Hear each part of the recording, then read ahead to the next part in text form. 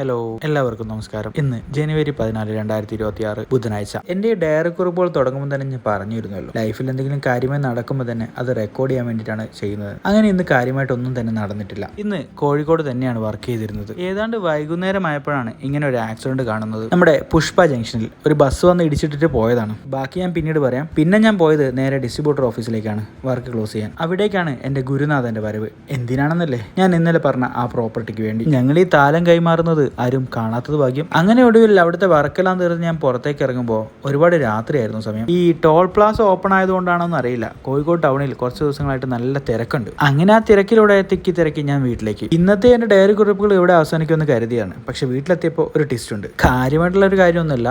ഞാൻ വീട്ടിൽ ചെല്ലുമ്പോൾ അനിയത്തി സ്പെഷ്യലായിട്ടൊരു മാഗിയൊക്കെ ഉണ്ടാക്കുന്നുണ്ട്. അതങ്ങനെ റെഡി ആവാൻ കാത്തുനിന്ന ഗ്യാപ്പിൽ ഞാൻ കുറച്ച് എഴുതാനുള്ളൊക്കെ എഴുതി തീർത്തു. പിന്നെ മറ്റൊരു കാര്യമുള്ളത് നേരത്തെ ആക്സിഡന്റിനെ കുറിച്ചിട്ടാണ്. ഈ ബസ്സുകാരുടെ രണ്ടറ്റം കൂട്ടിമുട്ടിക്കുന്ന കഥ ഇനി ആരും പറയരുത്. കാരണം ട്രിപ്പ് മുടങ്ങാതിരിക്കാൻ ആ പാവത്തിനെ തിരിഞ്ഞു നോക്കാതെ അവർ ബസ്സും കൊണ്ടുപോയി. അങ്ങനെ ഒടുവിൽ എൻ്റെ മാഗി എത്തിയിരിക്കുന്നു. ഞാനത് ഡൗൺലോഡ് ചെയ്തിട്ട് എല്ലാവർക്കും നന്ദി.